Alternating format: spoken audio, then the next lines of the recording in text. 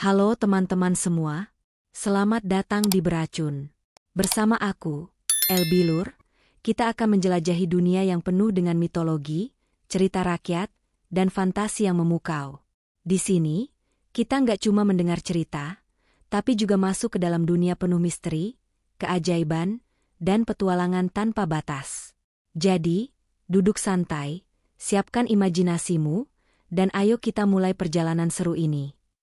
Siap untuk terhipnotis oleh cerita seru dan luar biasa? Yuk, bersama aku, kita buka pintu ke dunia penuh misteri ini. Let's go, Racuners!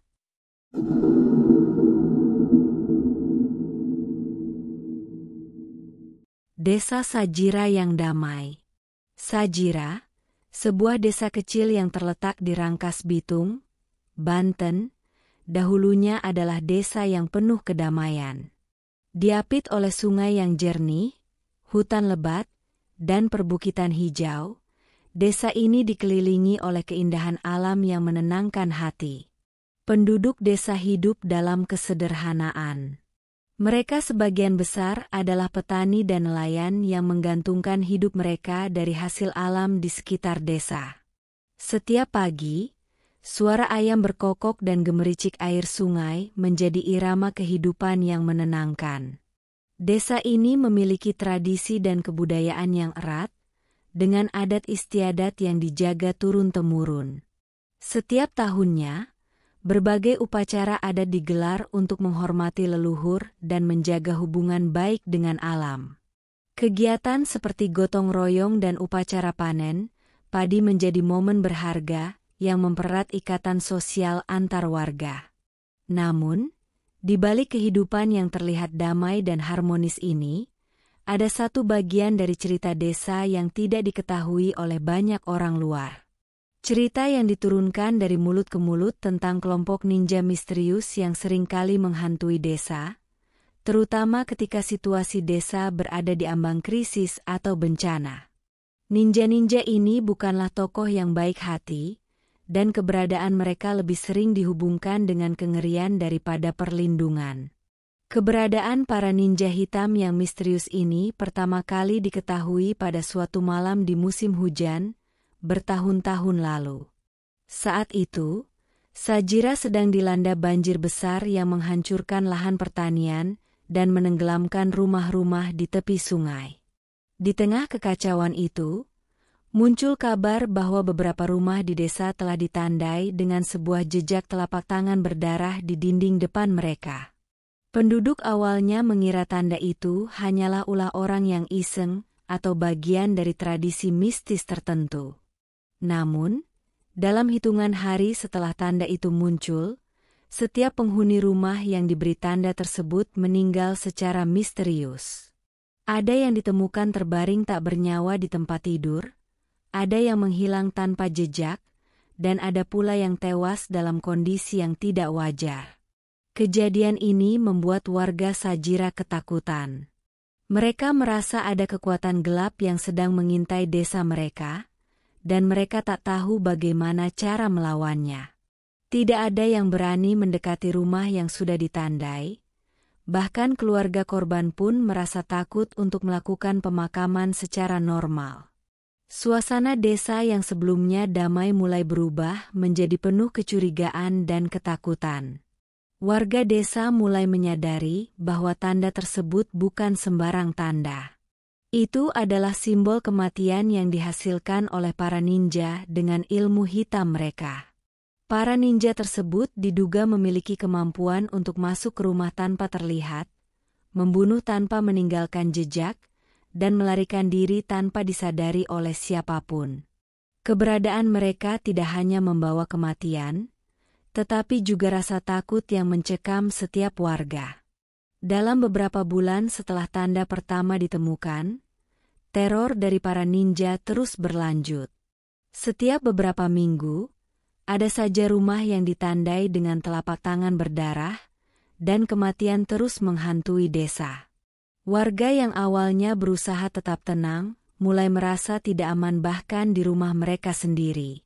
Banyak yang percaya bahwa ninja-ninja tersebut tidak hanya kuat secara fisik, tetapi juga memiliki kemampuan magis yang sangat kuat, sehingga tidak mungkin dilawan dengan cara biasa. Malam-malam di Sagira mulai dipenuhi oleh keheningan yang mencekam. Penduduk tidak lagi berani keluar rumah setelah matahari terbenam. Mereka mengunci pintu dan jendela, menyalakan dupa dan membacakan doa-doa untuk melindungi diri dari serangan para ninja. Bahkan demikian, rasa takut tetap tidak bisa dihilangkan. Setiap kali ada angin kencang yang tiba-tiba berhembus atau suara misterius yang terdengar di malam hari, warga segera membayangkan bahwa ninja-ninja itu sedang mengintai mereka. Orang tua di desa mulai menceritakan legenda lama tentang kelompok ninja dengan ilmu hitam yang dulunya digunakan oleh raja-raja Banten untuk melawan musuh. Ninja-ninja ini, menurut cerita, diciptakan dari ritual gelap yang mengorbankan jiwa-jiwa manusia untuk mendapatkan kekuatan yang tak tertandingi. Namun, setelah kerajaan runtuh, para ninja ini hilang tanpa jejak. Banyak yang percaya bahwa mereka telah mati, tetapi ternyata mereka hanya bersembunyi di balik bayang-bayang, menunggu waktu untuk kembali. Setelah setahun berlalu dengan teror yang terus menghantui, warga Sagira mulai merasa putus asa. Tidak ada yang tahu cara menghentikan para ninja. Setiap usaha untuk melawan atau mengusir mereka selalu berakhir dengan kegagalan. Beberapa orang mencoba untuk melakukan ritual pengusiran roh jahat, tetapi itu hanya memberi ketenangan sementara. Para ninja tetap kembali dengan kekuatan yang lebih besar dan lebih menakutkan. Di tengah ketakutan yang melanda desa, beberapa warga mencoba melarikan diri dari Sagira. Mereka berpikir bahwa dengan meninggalkan desa, mereka akan terbebas dari teror para ninja. Namun, setiap kali ada yang mencoba pergi, mereka selalu mengalami nasib buruk. Sebagian besar dari mereka ditemukan tewas di hutan, sementara yang lain hilang tanpa jejak.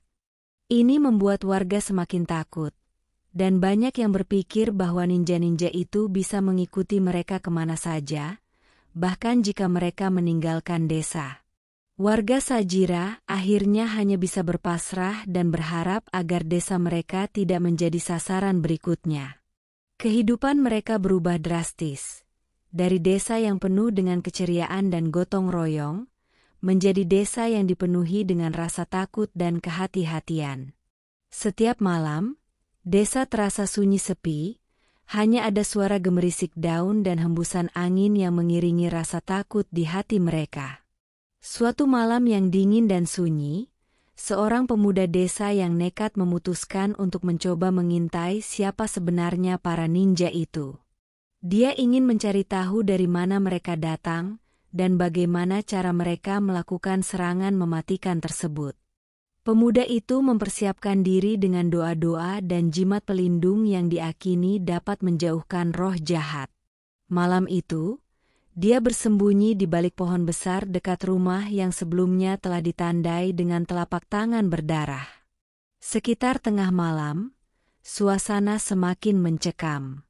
Angin mulai bertiup lebih kencang, dan kabut tebal turun menutupi jalanan desa. Dalam keheningan yang menakutkan, pemuda itu melihat sosok-sosok gelap bergerak dengan sangat cepat dari arah hutan. Mereka adalah para ninja. Mereka tidak seperti manusia biasa. Gerakan mereka begitu cepat dan halus, seakan-akan mereka melayang di udara. Setiap kali mereka berhenti, seolah-olah bayangan mereka menghilang sejenak di balik kabut. Pemuda itu menyaksikan bagaimana salah satu dari mereka menghampiri rumah yang telah ditandai, lalu memunculkan kembali telapak tangannya yang berlumuran darah. Setelah itu, mereka menghilang dalam kegelapan malam, seolah-olah mereka tak pernah ada. Pemuda itu kembali ke desanya dengan wajah pucat dan tubuh gemetar. Apa yang dilihatnya malam itu mengukuhkan ketakutan yang selama ini dirasakan oleh warga. Para ninja bukan hanya sekadar manusia dengan ilmu hitam, tetapi mereka adalah makhluk dari dunia lain yang memiliki kemampuan untuk menghilang dan muncul sesuka hati. Tidak ada yang bisa melawan mereka, kecuali mungkin seseorang yang memiliki kekuatan magis yang sama kuatnya. Dalam keseharian warga Sajira, ketakutan semakin merajalela. Teror ninja dengan ilmu hitam yang mereka miliki semakin mengguncang jiwa dan pikiran warga desa. Malam-malam yang seharusnya menjadi waktu untuk beristirahat, berubah menjadi mimpi buruk yang menakutkan. Setiap orang takut keluar rumah, bahkan untuk sekadar memastikan pintu rumah terkunci rapat. Tak ada yang berani berbicara tentang ninja-ninja itu dengan suara keras, seolah-olah menyebutkan nama mereka saja bisa memanggil kegelapan. Rumah-rumah yang terkena tanda telapak tangan darah selalu menjadi pusat perhatian. Dalam sekejap, rumah itu akan dihindari oleh siapapun yang lewat. Seakan-akan menginjak tanah di sekitarnya bisa membawa kutukan. Rasa putus asa menyelimuti keluarga yang rumahnya diberi tanda. Mereka tahu, waktu mereka sudah hampir habis. Para korban seringkali terlihat tidak menunjukkan tanda-tanda sakit atau gangguan fisik, tetapi dalam hitungan hari atau minggu, mereka akan ditemukan tewas secara misterius. Tidak ada luka, tidak ada penyebab pasti, tetapi nyawa mereka melayang begitu saja. Ketakutan ini menyebar seperti api liar.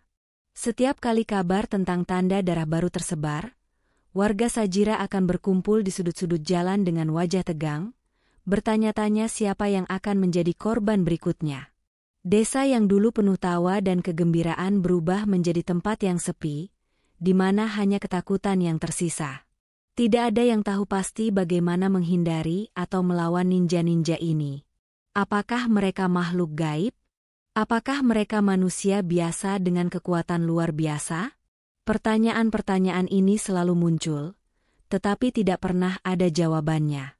Seiring waktu, warga Sajira tidak bisa lagi tinggal diam.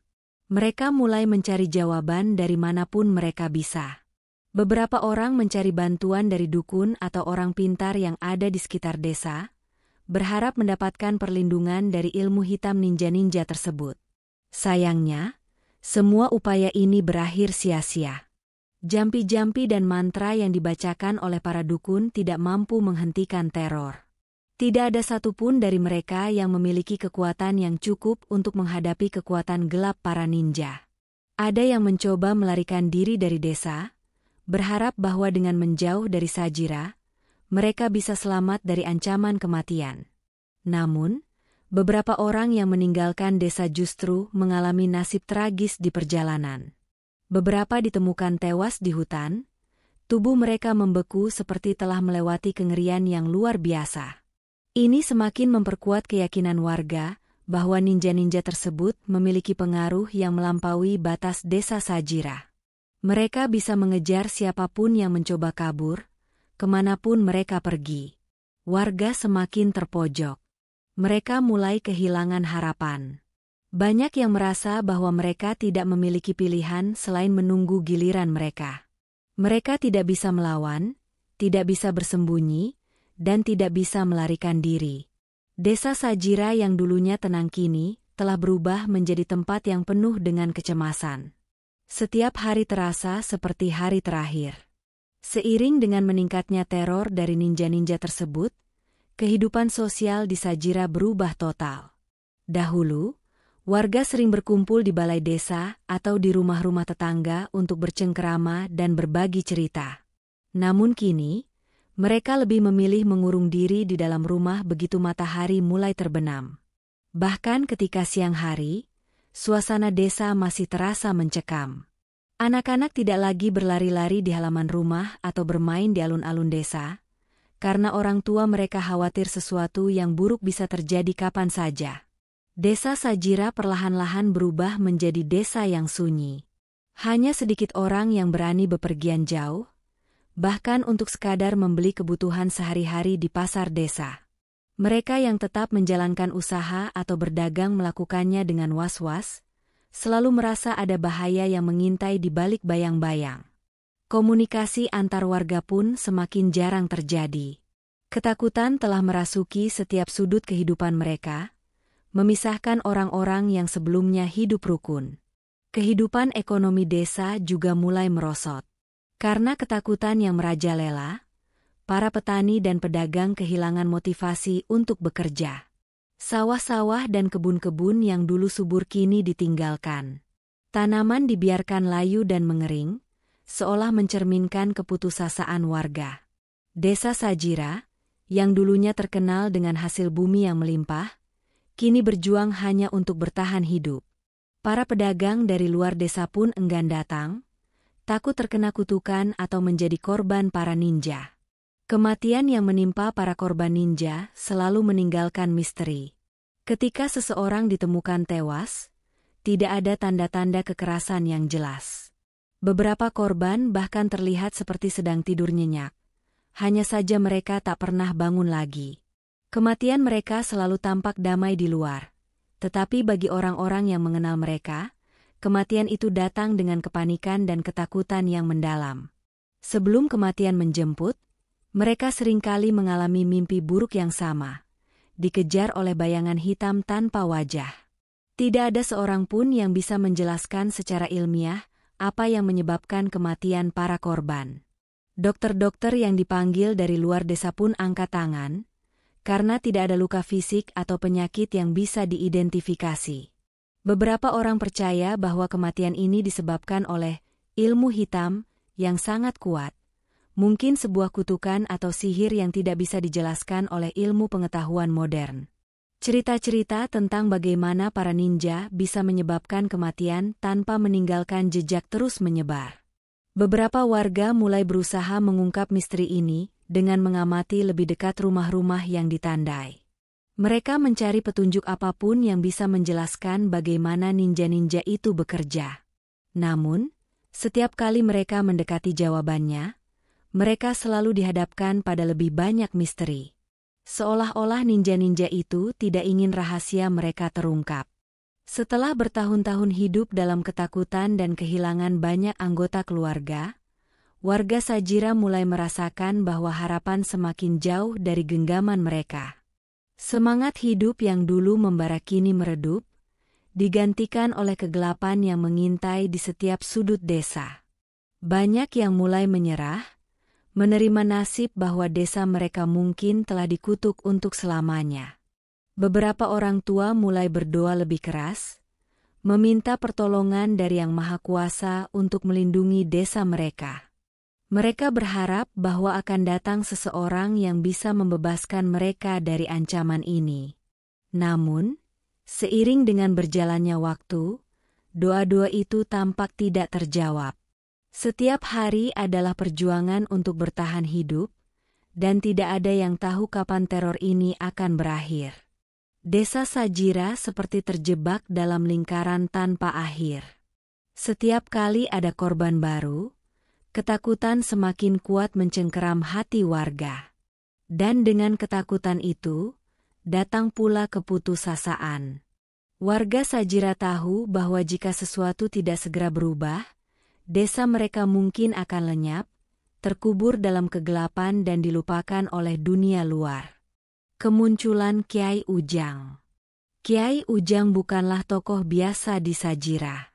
Beliau adalah sosok yang dihormati karena kebijaksanaannya, bukan hanya sebagai pemimpin spiritual, tetapi juga sebagai penjaga nilai-nilai dan tradisi leluhur. Ujang, begitu biasa ia disapa oleh warga yang lebih muda, telah lama dikenal sebagai orang yang memiliki kemampuan untuk berkomunikasi dengan alam gaib. Namun, kemampuan ini tidak pernah ia pamerkan atau gunakan untuk hal-hal yang tidak perlu. Bagi Kiai Ujang, dunia gaib dan kekuatan di dalamnya adalah sesuatu yang sakral dan hanya boleh disentuh jika memang benar-benar diperlukan. Sejak kecil, Kiai Ujang sudah terbiasa dengan dunia yang tidak kasat mata. Beliau dibesarkan dalam keluarga yang erat dengan tradisi kejawen, sebuah kepercayaan spiritual yang menggabungkan ajaran agama Islam dengan kepercayaan animisme dan dinamisme. Dalam keluarga Ujang, alam gaib adalah bagian dari kehidupan sehari-hari, dan para leluhur selalu dihormati sebagai penjaga keseimbangan dunia. Ketika Kiai Ujang masih muda, ia sering mengalami mimpi-mimpi aneh, seakan-akan ada kekuatan besar yang memanggilnya dari balik kabut alam lain. Keluarganya melihat ini sebagai tanda bahwa Ujang ditakdirkan untuk menjadi seseorang yang spesial. Seseorang yang dapat menjaga keseimbangan antara dunia manusia dan dunia gaib. Ayahnya, yang juga seorang kiai, mulai melatih Ujang untuk memahami tanda-tanda dari dunia tersebut. Tidak hanya melalui doa dan zikir, tetapi juga melalui meditasi yang mendalam di tempat-tempat keramat di sekitar Sajira. Ketika desa Sajira mulai diguncang teror ninja hitam, Kiai Ujang tahu bahwa ini bukan permasalahan biasa. Sebagai seorang pemuka agama, beliau menyaksikan sendiri bagaimana warga desa mulai kehilangan harapan. Teror dari para ninja begitu mengerikan, dan banyak yang merasa tidak ada jalan keluar. Namun, Ujang percaya bahwa setiap kekuatan, betapapun gelapnya, selalu memiliki kelemahan. Dan kelemahan itu hanya bisa ditemukan jika seseorang benar-benar memahami esensi dari kekuatan tersebut. Sebelum melakukan langkah besar untuk menghadapi para ninja, Kiai Ujang tahu bahwa ia perlu melakukan persiapan yang mendalam. Bukan hanya persiapan fisik, tetapi juga persiapan spiritual. Kiai Ujang memutuskan untuk mengasingkan diri selama beberapa hari ke sebuah tempat yang sangat sakral di ujung desa Sajira. Tempat tersebut adalah sebuah hutan kecil yang dikenal sebagai Hutan Teluh, sebuah lokasi yang diakini memiliki energi supranatural yang sangat kuat. Banyak warga desa yang tidak berani mendekati hutan ini, bahkan di siang hari, karena takut akan hal-hal gaib yang bersemayam di dalamnya. Di tengah hutan itu, terdapat sebuah pohon beringin tua yang sangat besar, dengan akar-akar yang menjuntai ke tanah. Pohon ini dipercaya sebagai tempat bersemayamnya makhluk gaib yang kuat, dan hanya orang-orang tertentu yang bisa mendekatinya tanpa mendapat gangguan. Kiai Ujang memilih tempat ini sebagai lokasi untuk bermeditasi dan memohon petunjuk dari alam gaib. Selama berhari-hari, beliau tinggal di sana, berpuasa dan berzikir tanpa henti, berharap agar mendapatkan petunjuk tentang bagaimana cara menghadapi para ninja hitam yang telah meneror desanya. Di malam hari, Kiai Ujang sering merasakan kehadiran sosok-sosok tak kasat mata di sekelilingnya. Terkadang, suara angin berhembus seperti bisikan yang membisikkan pesan-pesan gaib kepadanya. Di waktu lain, Ujang merasa tubuhnya semakin ringan, seakan-akan dirinya berada di antara dunia nyata dan dunia gaib. Namun, Kiai Ujang tidak pernah gentar. Beliau tetap berfokus pada tujuan utamanya, mendapatkan kekuatan spiritual yang cukup untuk berhadapan dengan para ninja dan memutuskan teror yang telah lama mencekam Sajira. Pada malam ketiga, ketika Kiai Ujang sedang berada dalam kondisi meditatif yang sangat mendalam, tiba-tiba beliau melihat bayangan dalam pikirannya. Bayangan itu adalah sosok seorang laki-laki bertubuh kekar dengan pakaian hitam-hitam.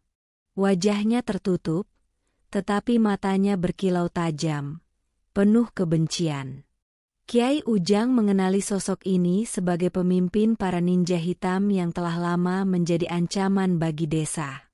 Namun, alih-alih merasa takut, Kiai Ujang merasa ada sesuatu yang berbeda dari sosok ini. Ada rasa sakit yang mendalam di balik tatapan matanya, seolah-olah sosok ini juga tidak sepenuhnya senang dengan apa yang ia lakukan. Kiai Ujang menyadari bahwa ada sesuatu yang lebih besar yang sedang dimainkan di balik semua teror ini. Beliau merasa bahwa para ninja tidak semata-mata melakukan kejahatan, melainkan ada kekuatan yang lebih kuat yang mempengaruhi mereka. Ini menjadi titik balik bagi Ujang.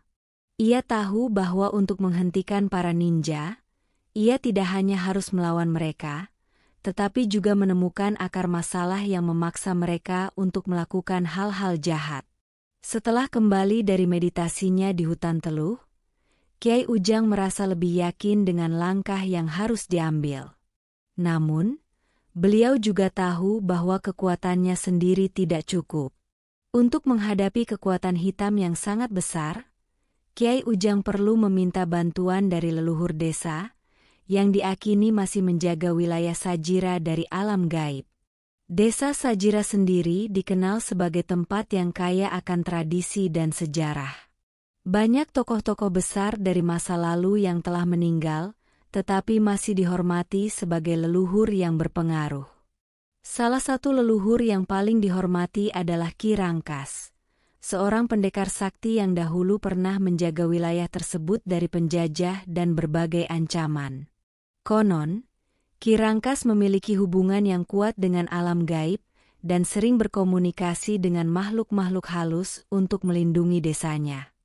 Kyai Ujang memutuskan untuk melakukan ritual khusus di makam Ki Rangkas, yang terletak di sebuah bukit kecil di pinggiran desa.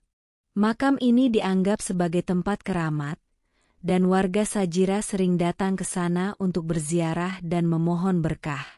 Namun, kali ini Kyai Ujang datang dengan tujuan yang lebih besar. Beliau ingin memohon restu dari Ki Rangkas dan para leluhur lainnya untuk menghadapi ancaman para ninja hitam. Malam itu, Kyai Ujang berjalan sendirian menuju makam, membawa dupa dan air suci yang telah diberkati. Di depan makam Ki Rangkas, beliau duduk bersila dan mulai melantunkan doa-doa khusus yang telah diajarkan oleh ayahnya.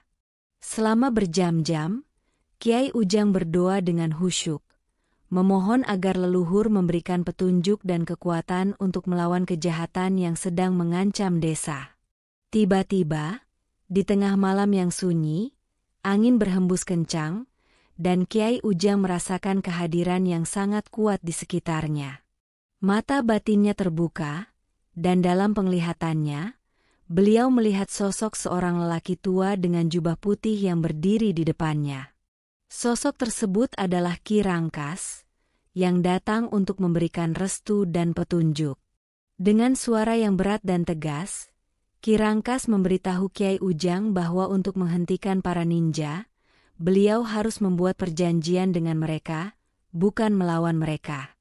Ki Rangkas juga mengingatkan bahwa kekuatan hitam yang mengendalikan para ninja berasal dari tempat yang sangat sakral, dan hanya orang yang memiliki hati murni yang bisa menghadapinya. Setelah mendapatkan petunjuk dari leluhur, Kyai Ujang merasa semakin yakin dengan langkah yang harus diambil. Beliau tahu bahwa melawan para ninja dengan kekerasan hanya akan memperburuk keadaan.